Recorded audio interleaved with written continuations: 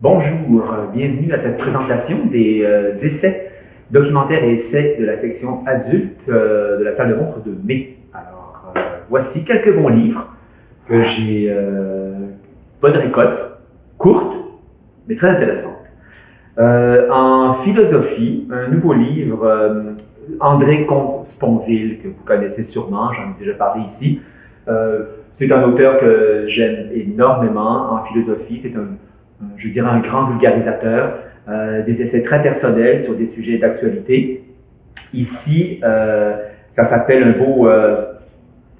un beau titre, La clé des chants et autres impromptus. Alors, comme lui-même il le dit, le terme impromptu qui reprend de Schubert, les impromptus de Schubert.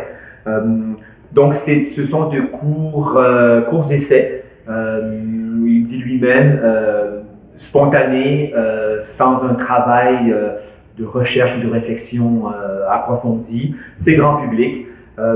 Il va visiter surtout des recensions de livres qui va l'amener à s'interroger, à questionner avec son style que si vous ne connaissez pas, je vous conseille fortement de le lire. C'est un très bon ouvrage pour l'aborder. Donc c'est ça, un style clair, limpide, des grandes questions d'actualité à travers des ouvrages d'auteurs de philo, avec un retour sans cesse vers l'actualité. Je pense qu'il y a un beau texte sur la pandémie en tant que famille, père, ce qu'il a vécu, une belle réflexion là-dessus. Donc André Comte-Sponville, je le classe en philo, mais comme je vous disais, ce n'est pas un ouvrage à proprement philosophique en termes scolaires ici, mais c'est une belle réflexion. Donc, je pense que pour un grand public peut-être je dirais, même secondaire, éthique et culture religieuse, les textes sont vraiment bien faits pour amorcer une discussion entre élèves, entre personnes. Ça donne une bonne base, si on veut, d'un bon point de départ pour situer un sujet, et là on discute, on porte un jugement à la suite d'André Comte-Sponville ici, que je vous invite à découvrir. Ouvrage un peu plus sérieux, je dirais, plutôt substantiel, aux éditions La Découverte. Le philosophe africain Achille Mbembe, La communauté terrestre. Très beau titre. Ici, le titre de l'ouvrage La communauté terrestre, l'auteur va faire une belle réflexion très contemporaine sur ce qui fait notre communauté au sens large, terrestre, donc la Terre en entier, mais en prenant en compte, et c'est magnifique à ce niveau-là, et pas souvent soulevé comme questionnement, il prend en compte l'homme, l'humain naturellement, les animaux, la végétation, le minéraux, vraiment au complet, la Terre, avec un T majuscule, tout ce qui fait notre habitat, qui est encore la Terre. Il a forcément une vue ici globale, devrais-je dire, universelle, et il va aussi bien, c'est ça, une belle réflexion, je dirais, au niveau, premier abord, moi ce qui m'a frappé, j'ai senti des très comme une pensée animiste dans le sens où l'humain est pris dans un ensemble, fait partie d'un ensemble, d'un écosystème, et celui-ci est bien sûr la Terre. Alors, tout ce l'homme peut faire avec les minéraux, la culture, l'écologie passe. On va aborder là, après ça, les animaux, notre relation à l'animal, notre relation avec les autres communautés. Qu'est-ce qui fait le communautaire? Sur quoi? Par contre, c'est un beau livre ici pour amorcer une réflexion des bases, je dirais, philosophiques, rationnelles, sur une future communauté terrestre. Qu'est-ce que ça prend pour le vivre ensemble? Donc voilà ici la communauté terrestre, Achille Mbembe. aux éditions La Découverte, très belle maison d'édition que vous connaissez sûrement ici.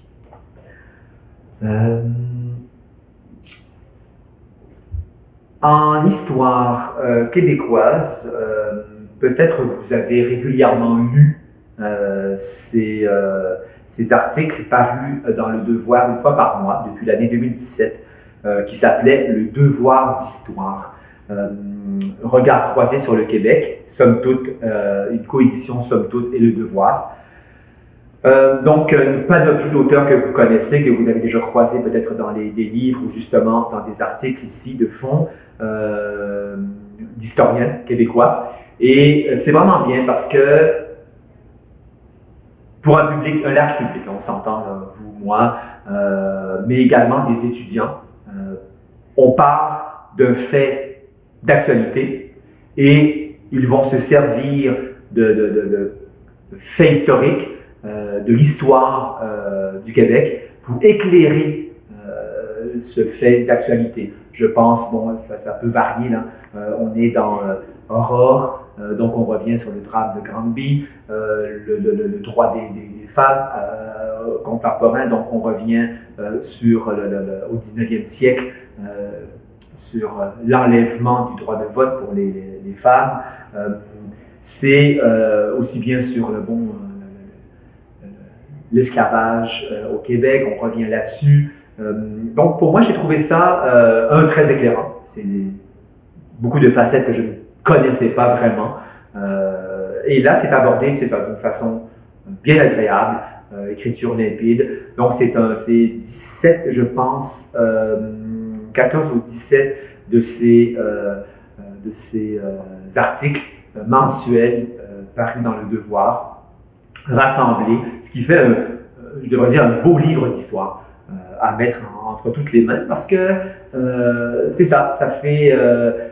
et je pense que pour les enseignants aussi, les étudiants, les enseignants, ça montre comment l'histoire peut éclairer, est essentielle pour tout citoyen, peut éclairer notre monde contemporain.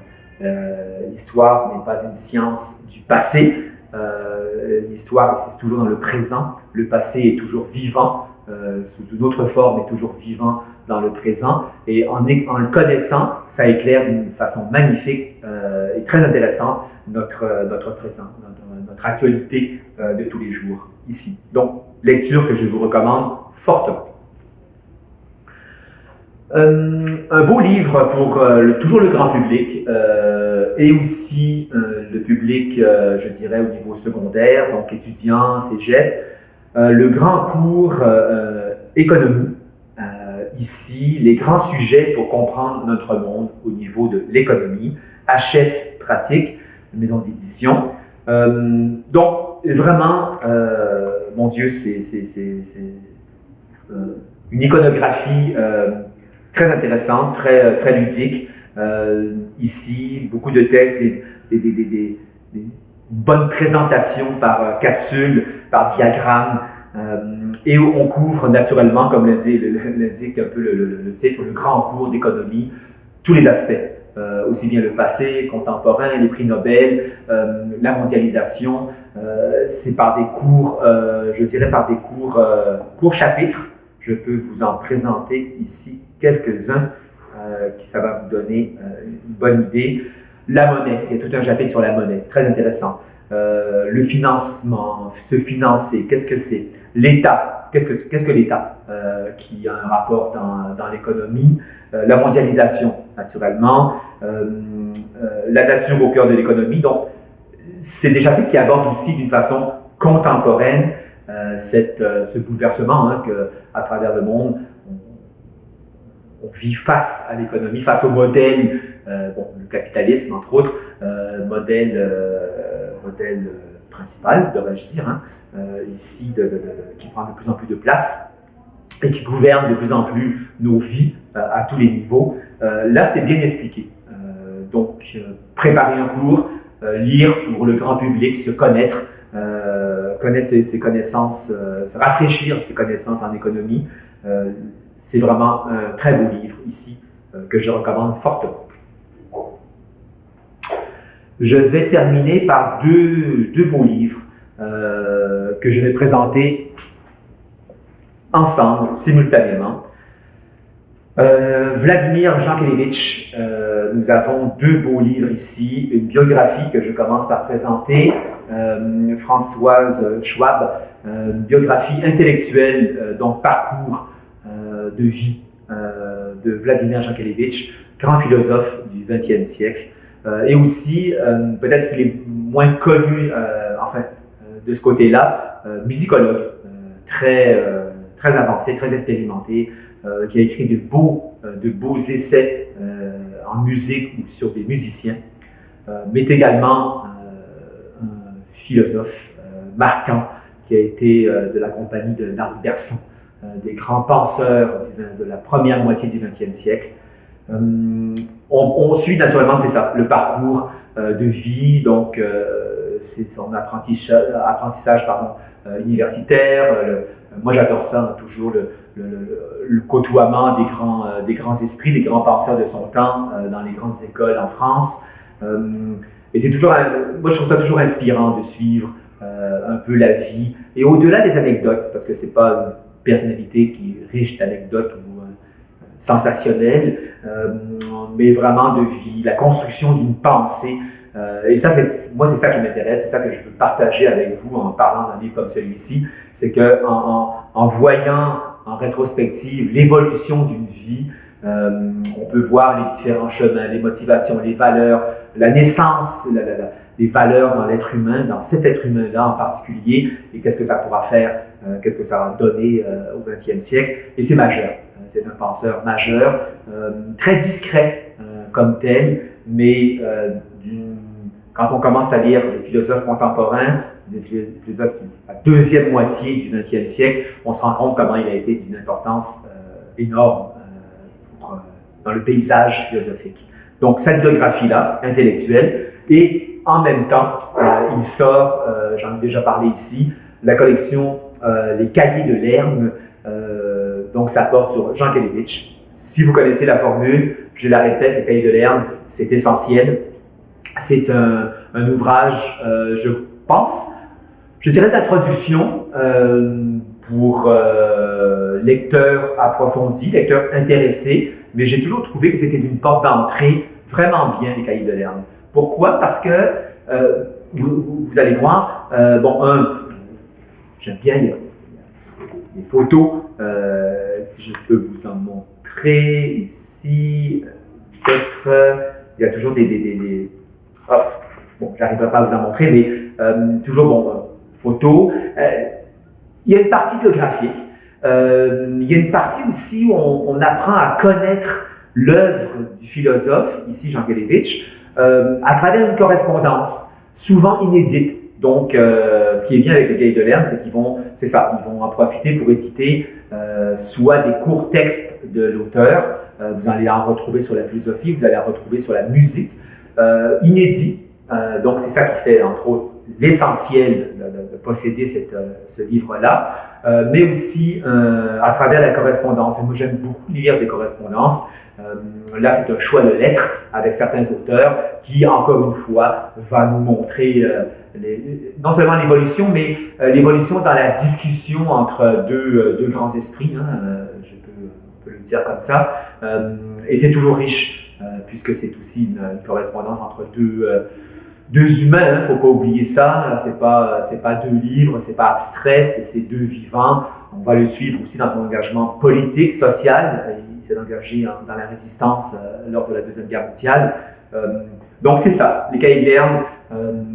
C'est quand même un public, je dirais, lecteur averti, on s'entend, mais qui veut rentrer de bonne foi et dans l'œuvre de ce philosophe-là. Naturellement, on pourrait voir qu'il y a une quantité d'auteurs qui sont consacrés. C'est un peu une consécration quand un auteur rentre dans les Cahiers de Lerme, c'est un peu comme dans la Pléiade. Il y a une consécration à rentrer dans les cahiers de Lerme ici, pour faire connaître une œuvre d'un auteur.